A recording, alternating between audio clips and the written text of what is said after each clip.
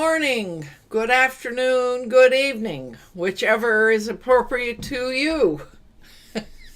This is the Being Your Own CEO Success Circle.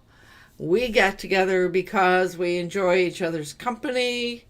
We like experimenting together and sharing our discoveries.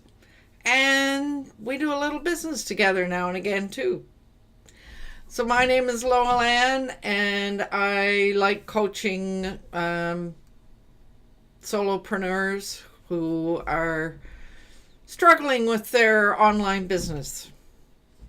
So let's see, who shall I pick on for an intro this morning? Vivek, I'll start with you up in the left-hand corner. Namaste. My name is Vivekanand. I am proud to share my belief with Steve Jobs and Leonardo da Vinci, who said, "Simplicity is the ultimate in sophistication." I aim to bring time-tested wisdom and happiness together into your business and life by unifying, simplifying, and amplifying simple technology and tools. Wake Technology is my company. Together, let us wake up our potential. I am in England, UK. It has been quite cold, but quite sunny today. Yeah, the spring is approaching. So we haven't yet changed our clocks. We will be changing it, I think, this weekend. So daylight saving time. So Right on. Well, Vivek, I would say almost the same thing that you said about Victoria. It has been sunny but cold. Yeah. Right on. Glad you're here. Yeah. David, how about you? Hi, I'm Dave Flannery with Affordable Websites for Small Businesses. I am in Rock Falls, Illinois, and temperature outside is about 50 degrees or Fahrenheit, 10 degrees Celsius, and we're expecting rain, thunderstorms off and on all day long. We are broadcasting fine through YouTube and through the website, and everything seems to be a go. Yeah. Thank you very much for checking, David. And welcome here. And Fred. Thank you very much, LowellAnn. I'm Fred Jones, the creator of Our Future Leaders, where we assist young people to gain communication and leadership skills so they can become the leaders that our world needs in these changing times. I'm in Ladysmith, about 90 kilometers north of where LowellAnn is. It's been cold. It was -1 when I got up. It's now 3 degrees according to the computer. And I'm getting my vaccine next Friday. I got my appointment yesterday, so I'm excited. I'm in the age group. I wonder if you've got yours yet or scheduled yours yet, LowellAnn. I've already had both shots. And that's because I work at the care center. Yeah, what's really interesting is that all of the staff at the care center have had their shots, as have all of the residents, have all had both shots. So here in British Columbia, they concentrated on people in care centers first because they were seen as the most vulnerable. So, Javita, how would you like to introduce yourself? It's nice that you joined us this morning face to face rather than on YouTube. Thank you, LowellAnn. I am Jivita from ReikiAmazes.com is my website, and I'm a Reiki Master teacher, and also like to help people to start their own online business through my website, advantageaffiliates.com. And I'm really happy to be a part of this success circle. And today I jump into this meeting because last time I attended Fred's agro session, and I really inspired by that. So I thought, okay, now let's jump into LowellAnn's success circle. And just Fred obviously is having a little bit of computer problems there. I'm sure he'll be back shortly. There he is. And I'm glad you found it inspiring. Vivek and Javita and I all attended Fred's Agora international meeting on Saturday morning. So we came away inspired, let's say that.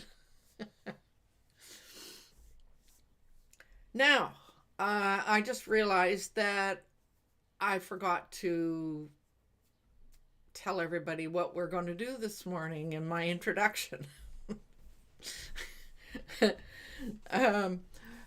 I stumbled on a book that I thought would be helpful to everyone, and so I'm going to do a bit of a book review. And I've asked Vivek if he would share my presentation with everybody. And I must warn you that this will be quite short. It's probably not more than about 15 minutes. So here we are, and Fred, I already know I've said so at least 3 times. We're having fun with the filler words. I got to count Fred's so's, and so I told him on Saturday, and so I told him he gets to count mine this morning. So there it goes again. Oh.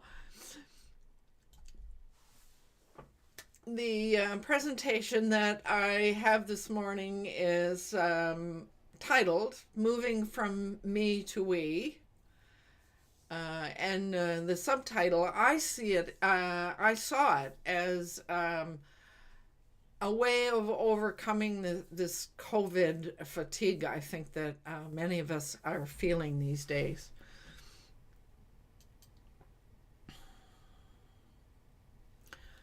I thought I might give you a sense of how I got into this. And again, I'm doing this based on some of the things that we got from the Tuesday or Saturday morning presentation that we went to. It was suggested it is a good idea to share a story. So that's where I'm going to begin this morning. I got how all of this got started. So I got a request and I bought the book. So about a month or 2 ago, I received an email from a long-term friend and colleague, Rosemary Cairns. By way of explanation, she and I worked together on many projects in Yellowknife, as well as a major one in Russia a number of years ago.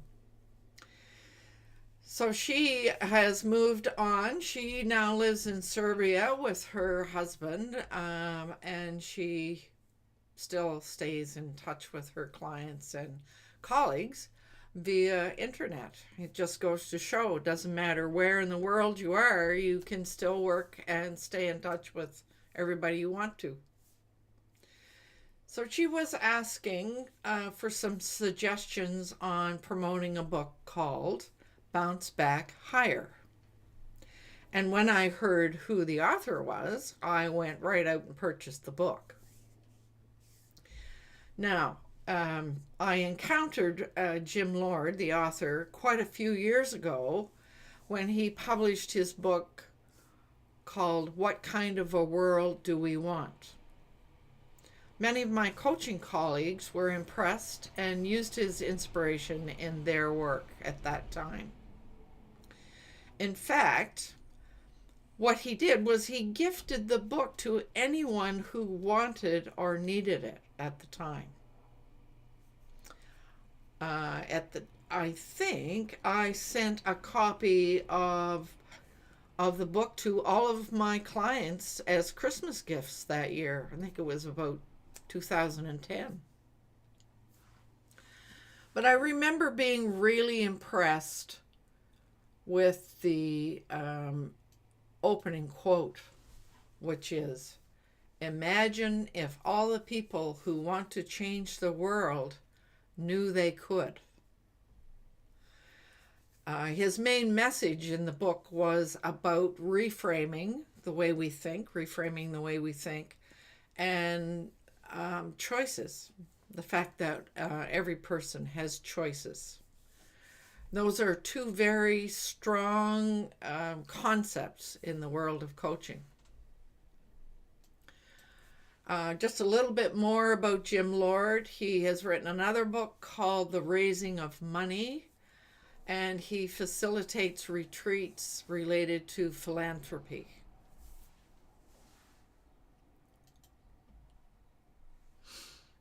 Why did I decide to dive into the book and then share this? Well, I realized his new book was in response to the COVID fatigue that I was feeling. He suggested we all are thinking the sky is falling. Just think about the issues that we've been hearing in the past year. I can't breathe. Climate issues, COVID statistics, mounting bills, unemployment, homelessness, tent cities, political issues, economic issues. It goes on. So many people are bored and listless and depressed and lonely and overwhelmed and anxious and uncertain as a result of this whole pandemic. He suggests that the lack of physical contact and worry can wither the soul. And he asks, how do we stay connected while being apart? Today, surviving means staying apart in this COVID pandemic, but thriving as a society means staying close. The answer to that question was what I wanted to know. Perhaps you can relate to that question as well. So how do we stay connected while being apart?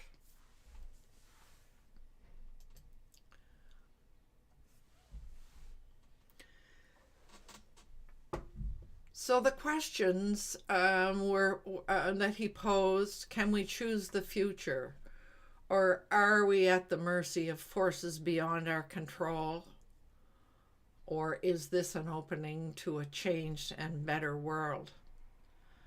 He suggests that we can find a way to reframe, to restore our confidence, to inspire people. Instead of bouncing back, which we hear a lot in the news, well, it's just going back to the way it was, bouncing back. Jim Lord says we can bounce back higher. Instead of only seeing needs, we can be looking at resources. Instead of echoing in our own isolation, we can convene conversations. And instead of feeling hateful, we can seek to understand. Instead of decrying our deficits, we can appreciate our assets. Now, the author suggests some ideas to help us to get to this kind of reframing.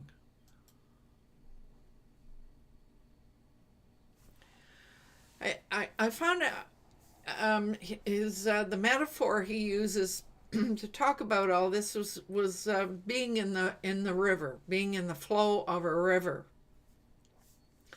So he suggests that we get out of the river, go to the bank, and do some reflective work and then jump back into the river as a new person. So you can see that there are some steps here. He suggests taking a mini sabbatical. And he says a mini sabbatical. Well, that could be a few days, it could be a few hours, or it could be just reading his book and reflecting as you're reading his book. Then he suggests, while on the bank, perhaps it would be a good idea to take a pilgrim's journey, walking together along the riverbank with people of different classes, different walks of life, from the world over. He says it is less lonely on your journey if you tell others your story. It can help you find some meaning. And as a result of the reflective time, you can find a new way to view a new time. We can decide how we will experience life. It means focusing on values and attributes, obviously. If we focus on things like empathy, magnanimity, I have a hard time with that word, magnanimity, compassion, dignity, bravery, grace. Those are some of the things that he suggested we think about as we think about a new life.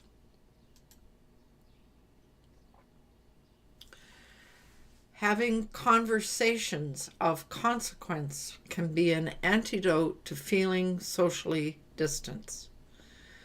Social engagement keeps us healthy. That jumped out at me in a very personal way. As I look at my own experience throughout this last year, I began to realize that this is really true. Having conversations of consequence, and from my own experience, I think a lot of you know that I walk at least 3 times, if not 4 times a week, with a friend. And I must say that on those walks, we have conversations of consequence. We explore so many ideas and things that are happening, good books, philosophical concepts, all of those things. And I began to realize that I have my friend to thank for those wonderful conversations of consequence. The author does say that social engagement is recognized as number 1 on the list of healthy practices. He reminds us that we are relational beings, and that goes right to the point of living longer, better.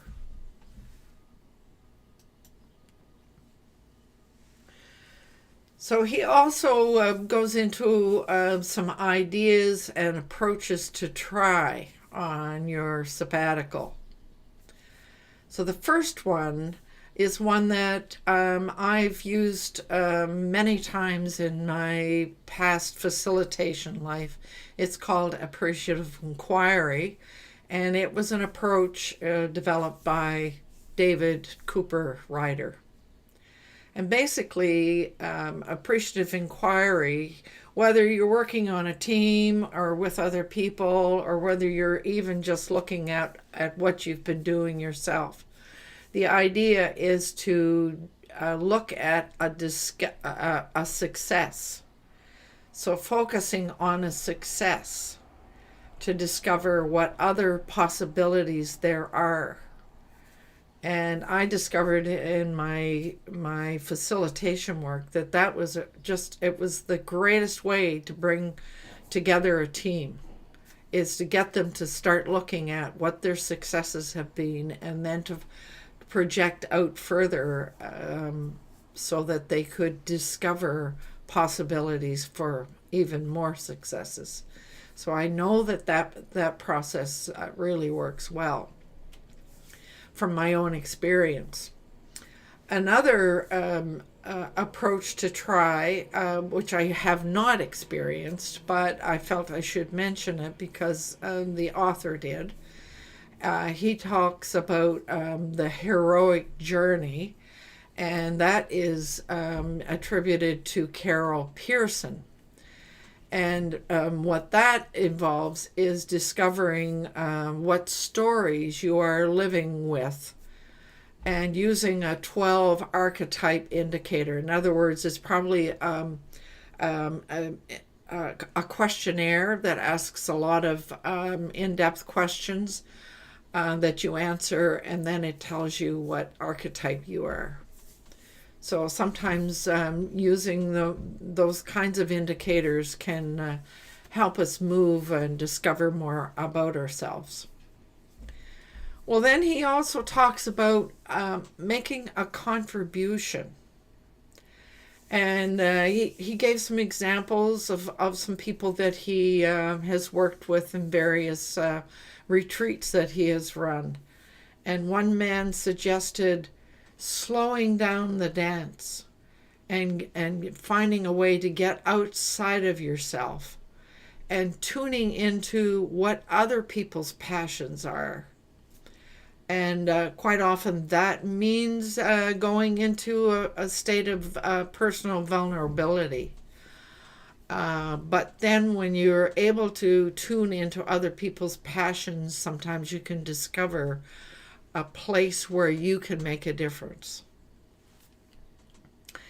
And then he suggests changing the world may be as simple as the conversations that we convene and the language that we use, both inside and outside. In other words, the language we use inside our head. The words we choose can shape the world that you find.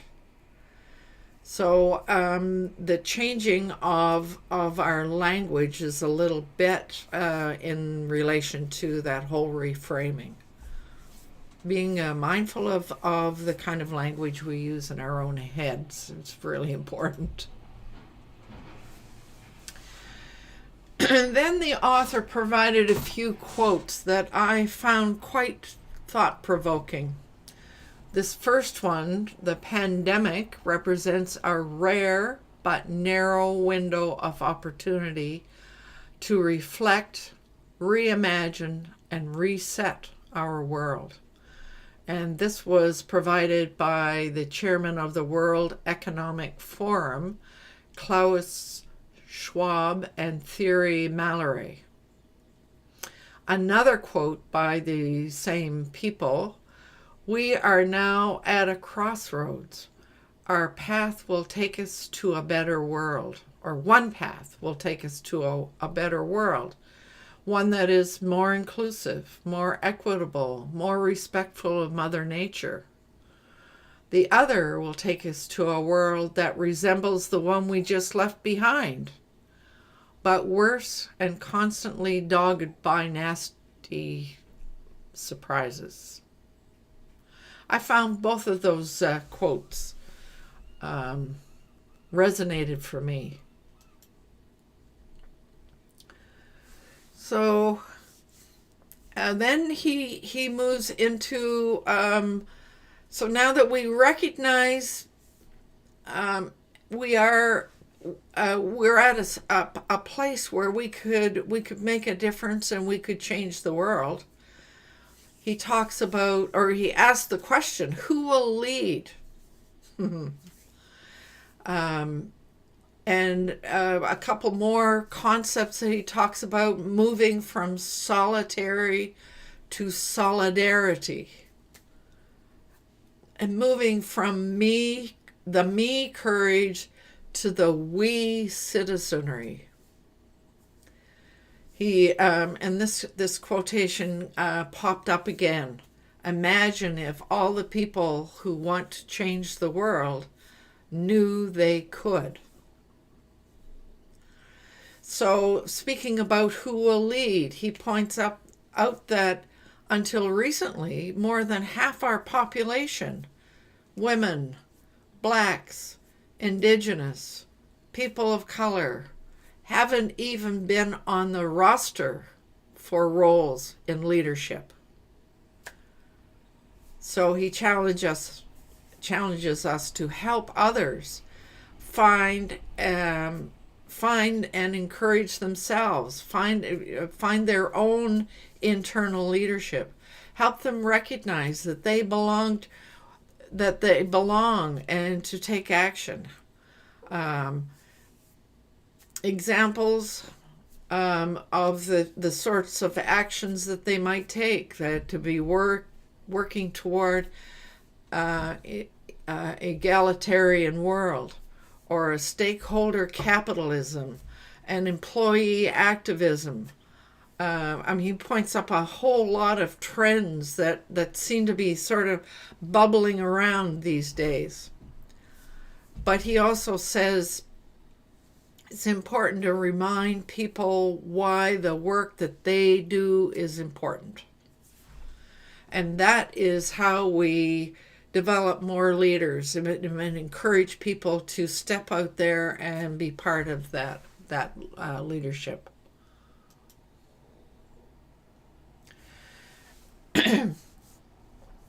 Creating contributive justice. Boy, did that one ever really resonate for me. He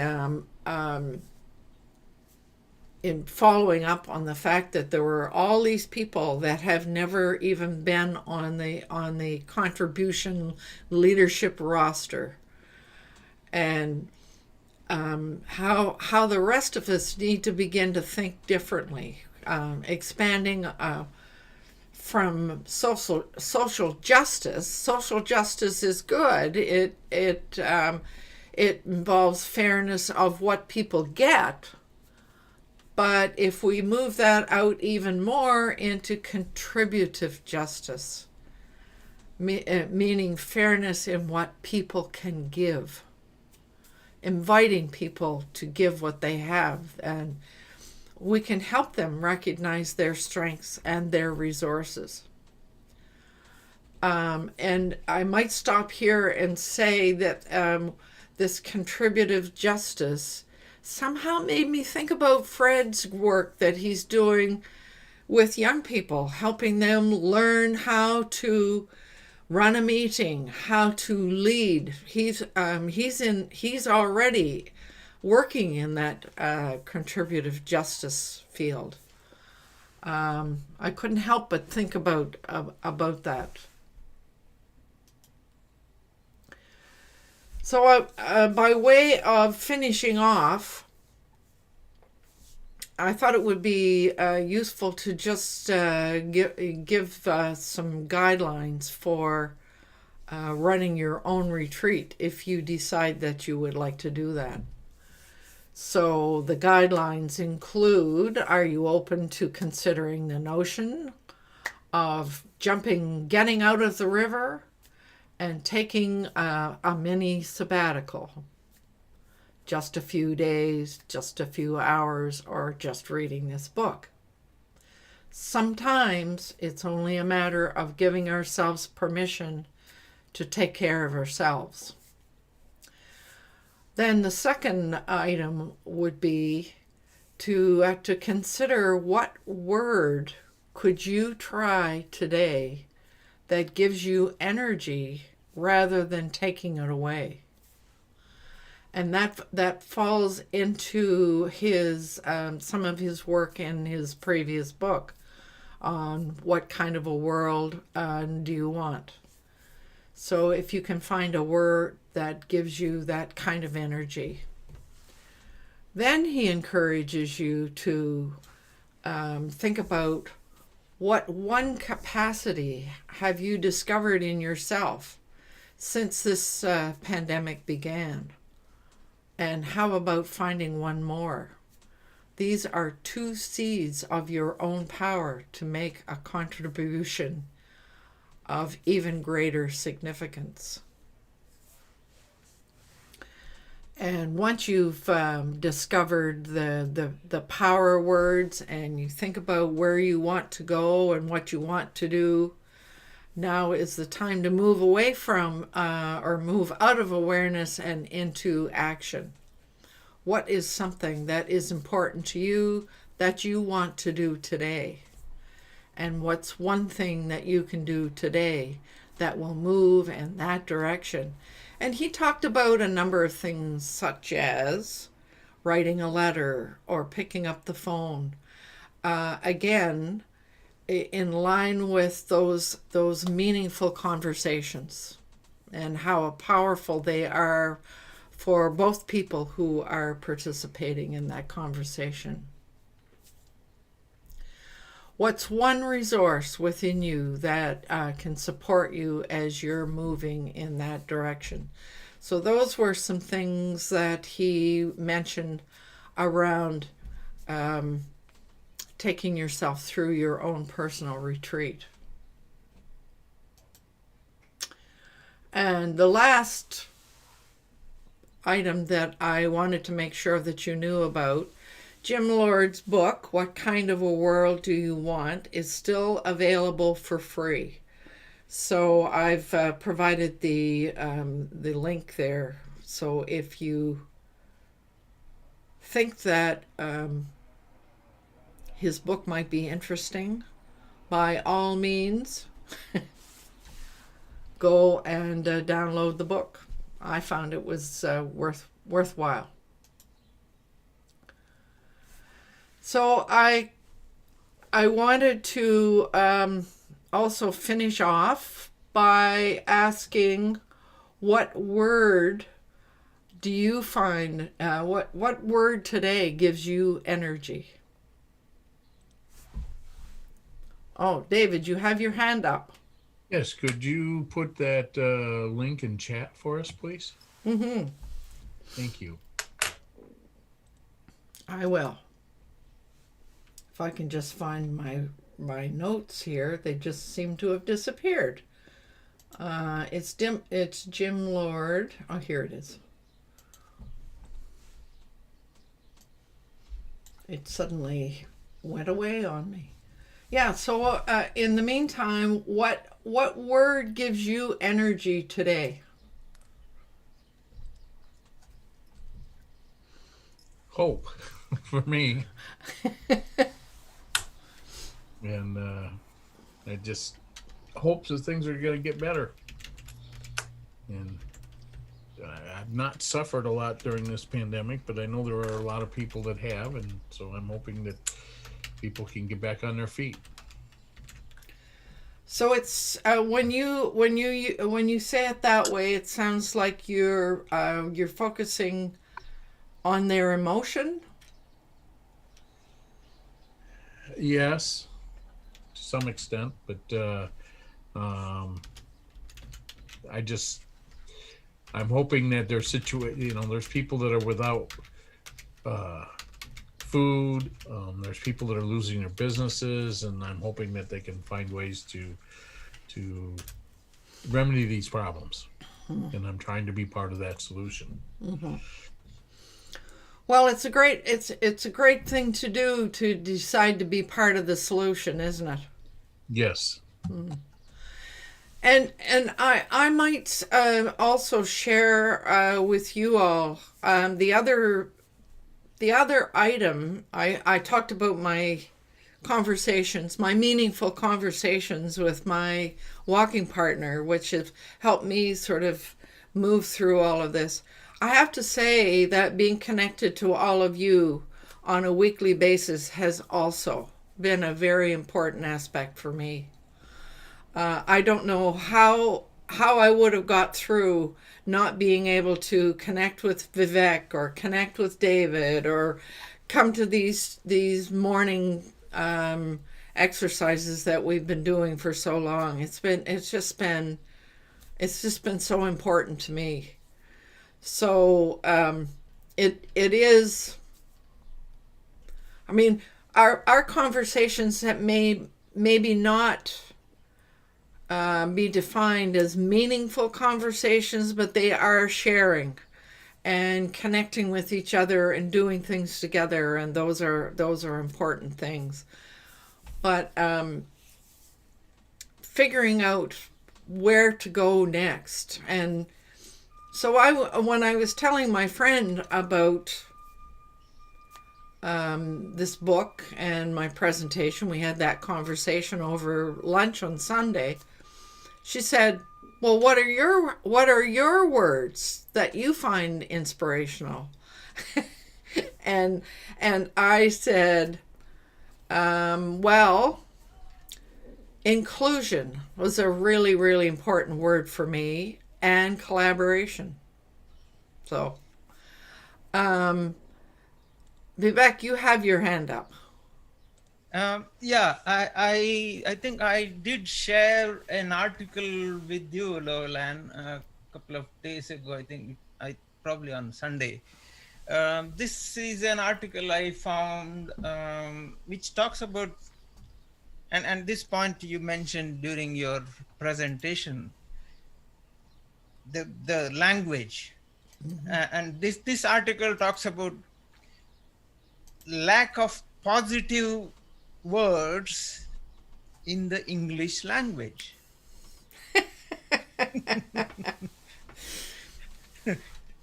The English language itself, the article says, doesn't have as many positive words as it should have. The article points out quite a few words there are only negative versions of that word, no positive versions of the same word. And several examples are given. I'll paste that link here in the comment. And yeah. I have to admit, I worked yesterday, so I didn't get a chance to view that. But I find that interesting that you're saying finding for one word that some words are positive and many are negative, but you can't find a positive version of a negative word. Is that Yeah. correct? Yeah. Such is language. Yeah, like it says, let me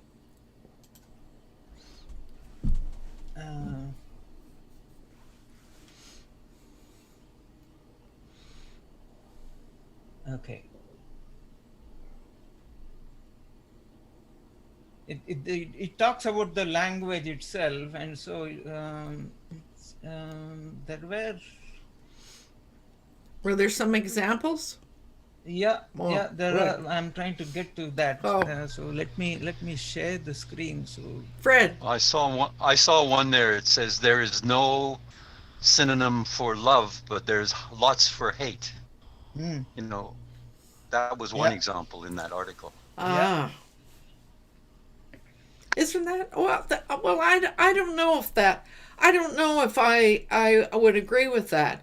I mean, there are other words that indicate love or that are associated with love. Empathy is one. but they're not synonyms. They're only associated. Okay, I get it. Yeah. Empathy and love, two different emotions, I think. Do you? Really? Yeah. I see them as connected.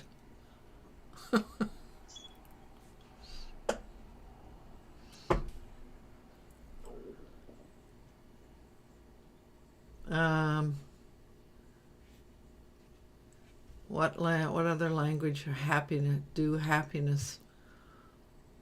It's a I think need to read through the article. It's a lengthy article, right? Yeah.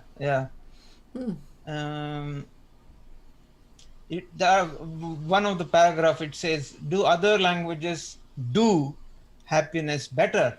Oh, yeah. It says, certainly those of the Mediterranean sound as sunny and soothing as their skies and oceans.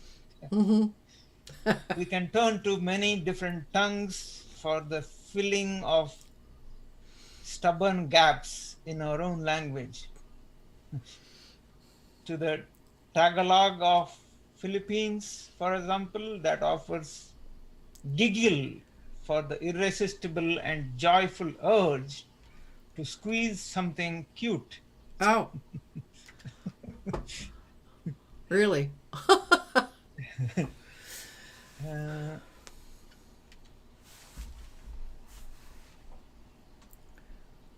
Well, I certainly do I do agree that the language that um, really when you think about it, the language we think in, mm, often we need to reframe our own thinking. yeah, and I have heard quite a few people say that the English language um, is good at explaining things that are external to us, but not very good at explaining things that are Internal. internal to us. Mm. Um, so, I thought I bring up that point because you were mentioning the language. Yeah, Mm. So that in a way that probably explains why some people are saying that the British, or rather the English, are more pessimistic, oh, really? even cynical about the future and so on and so forth. Maybe it is to do with the language that is used. I don't know. So It's interesting to think about it that way, but I'm wondering how you all react to that concept of contributive justice. That was the piece that I found really important. Jivita, So many times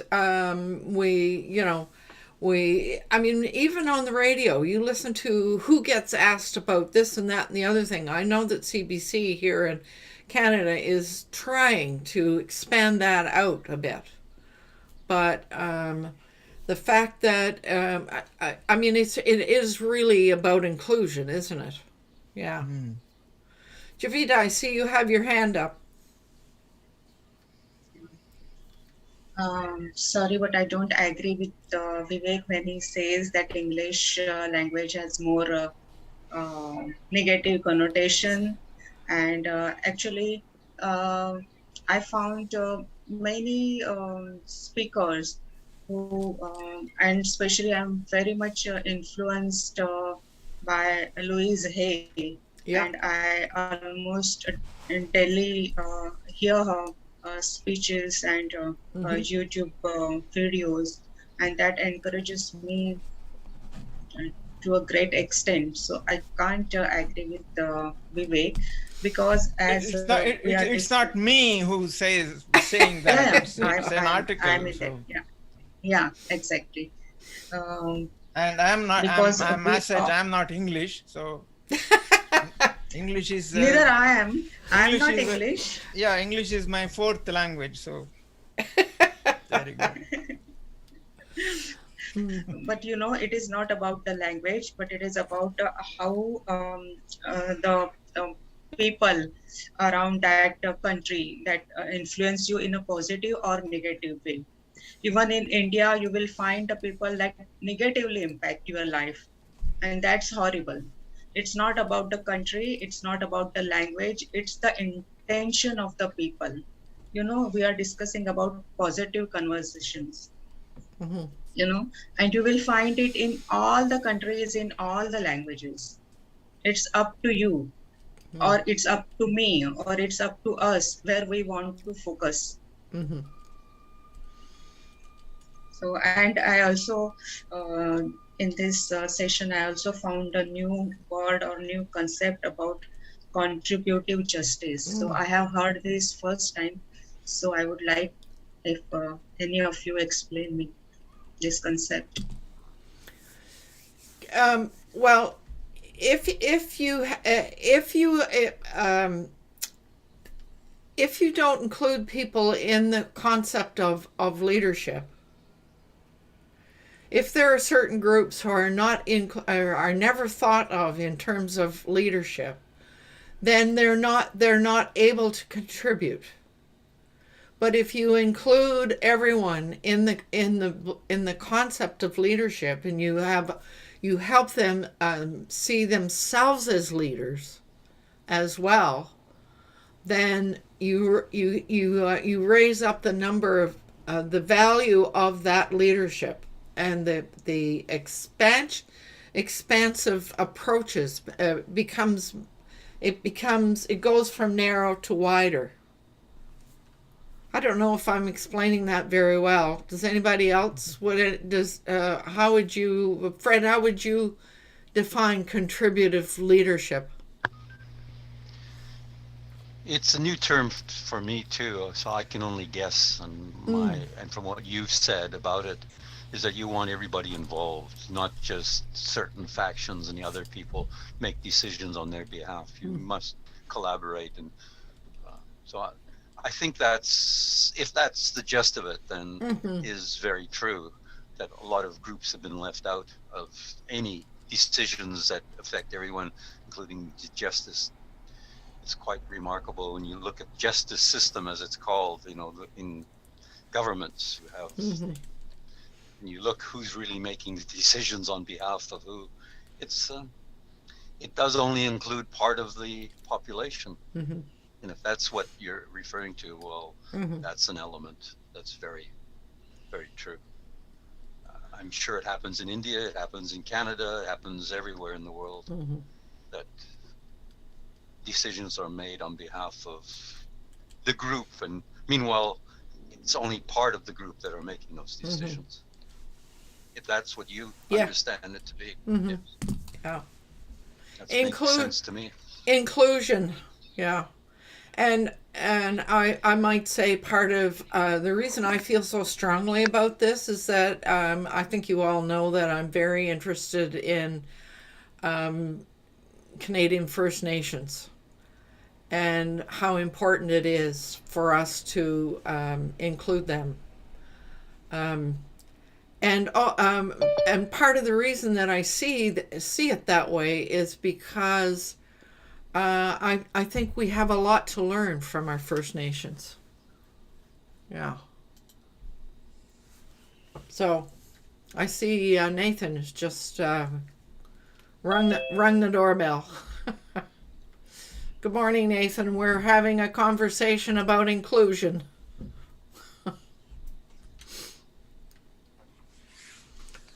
So, and does anybody else have a strong word that has lots of energy, and that would help them sort of move forward toward a better world that we live in? You've already said it, my word. It's collaboration. I gave a speech in Portugal, and it was about leadership. And it was about my experience working in the gold mines in South Africa, where we all were competitors in different companies. But we got together once a month, and we shared the problems and we shared our solutions. And that collaboration saved a lot of people's lives and saved a lot of people's jobs, because we, solved problems together. Yet we were competitors in theory, like we were working for different companies. And that taught me, and I don't see that happen very often, organizations like that in North America. I sort of missed it, and I said, why don't we do that, what we were doing in South Africa with the Mine Managers Association?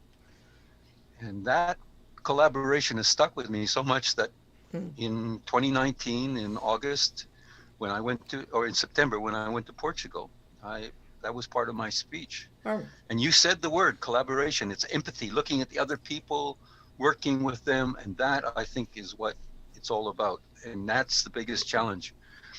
You get political systems where you hate each other. Oh, those people, won't even talk to them. Don't even. And I hate to bring up AGRA, but they have a very interesting project. It's a role. It's called Today We Travel To. And it means that you will look at someone, for example, in Canada, the French Canadians and the English Canadians look at each other and always point at each other. Oh, those people. So the objective in Canada with Today We Travel To is you go to look at the French Canadian culture and just look at them and say, what is it that you feel that they really do well, that you really like about it? Something, and you present that. And the whole thought is we look at other people. Another example are the gypsies and the Romas in Europe. Or a different religion or a different political, and say, oh, we don't normally get along.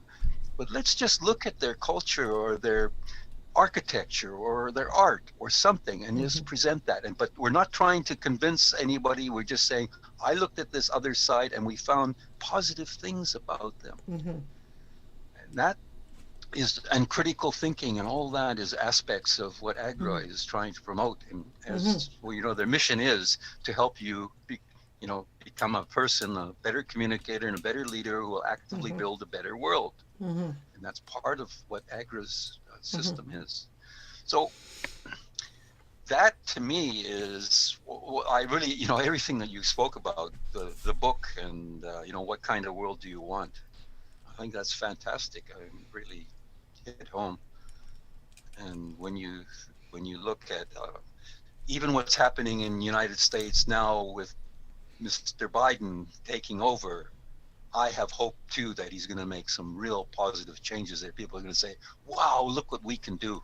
I have a lot of hope for him, because you need some place in the world that other people will look up to and say, look what they did. They were like this, but look at them now. Look what's happened there.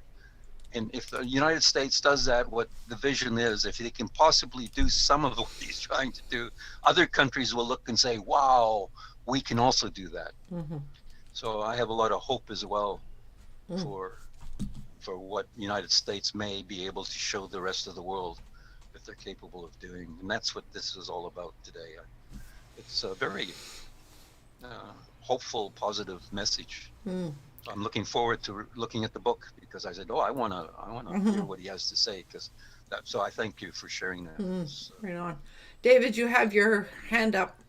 Yeah, we have a visitor from down under. Ross Boundy is in the house, in the chat. Oh, Ross Boundy, welcome here. Just woke up by chance and saw that we were still live. She's been recovering from an injury, I believe. So I'm glad you're there, Ross. So we have hope and collaboration. Any other words that give us energy and for a better world in the future? I would add empathy as well, looking at other people's point of view, which was mentioned in your presentation. If you see the other person's point of view, the empathy. It's amazing when you learn. You think, oh, they're terrible people, and you start talking about them and say, oh, now I understand. Empathy can be very powerful. It doesn't mean you have to agree with them, but you then understand why they are doing what they do and say what they say. Yeah, I couldn't agree more. Well, I would like to add encouragement. Yes. So, now, if you use that word going forward, are you encouraging yourself first, as well as others? Others. Because today I am here just because everybody in I always mention wealthy affiliate, and I'm totally biased to it. I'm not regretting saying it again and again. But this is the community because that everyone encourages me, and today I can say that yes, means I have my own business and I have my own websites just because of Wealthy Affiliate. So, and the encouragement is a huge thing in Wealthy Affiliate, and just Yeah. because of them, I'm here. Certainly encouragement. But it's true, some of us have to encourage ourselves before we can move on, too. David, you have your hand up. Yeah, Ross is adding that she's recovering from a broken wrist. She's enjoying the conversation and exactly empathy and understanding with a huge dose of compassion. Compassion. Thank you, Roz. Compassion. All right. So Vivek, was there a word that you that would give you energy? Be joyful. There's nothing to be worried about. Be joyful. Being joyful, not discouraged. Yeah. And Nathan, is there a word that gives you energy rather than takes it away? Can't think of anything in the moment. I was just listening to you guys, seeing what I could pick up. Well, energy. Not a word, actually. How would I put it? I was looking at it last night. 2 words, actually. Positive psychology. In other words, the practice of being happy. And I started to learn about that from the book called The Happiness Advantage. And that people in our society essentially have it backwards when they say, when I become successful, I'll be happy. When in fact, you need to become happy first and then successful. Right. Yeah. Does that help? Yeah, well, you're laughing, so you get it. So. Yeah. Yeah. And that's what I was thinking about this morning. How can I start every day with a way of being happy to set the foundation for whatever else comes? So I hope that's an answer to your question. In the coaching world and in my world, we quite often recommend,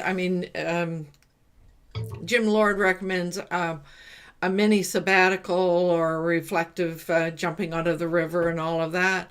But, one of the things that we can all do for ourselves is use a journal and just write down what we're thinking and feeling. And sometimes when you do that, when you go back and look at it, then you can see that maybe there's some negative words in there or some negative thoughts in there that could be reframed. Yeah, that's interesting, because I was thinking about reframing earlier this morning to do with some of the things that are going on in the world.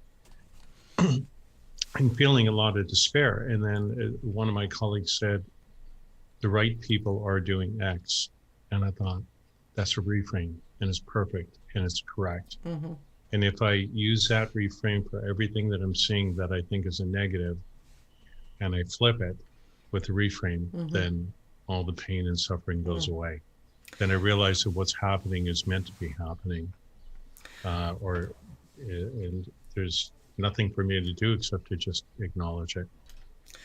Well, one of the other things that happened for me, this was very early in the pandemic thing, was I realized that, climate change and all the things that are happening that bring on that despair. I began to realize that I have to find people who are thinking and doing things. Yeah. And in Victoria here, there's a group called a woman that I met a long time ago in business networking. She started a website called Creatively United for the Planet. I've heard of it. And they're in season 3 now. They've been interviewing people who are taking care of our forests, who are doing work around our water, who are doing all kinds of positive things, and who are writing and thinking forward, all the things that can be done. Yeah, And I've participated in that ever since she started. And boy, oh boy, I'll tell you, finding people who are moving forward in their own thinking is just the healthiest thing we can do. It sure Yeah, has helped me. Yeah. I agree. So the website. Oh, is that the one you're referring to? Creatively United for the Planet. Creatively United for the Planet. Yeah, it's run by a local lady here, and she's had some fabulous speakers on, and they've given some really encouraging advice, and they're all working. It's just wonderful. Yeah. So I'm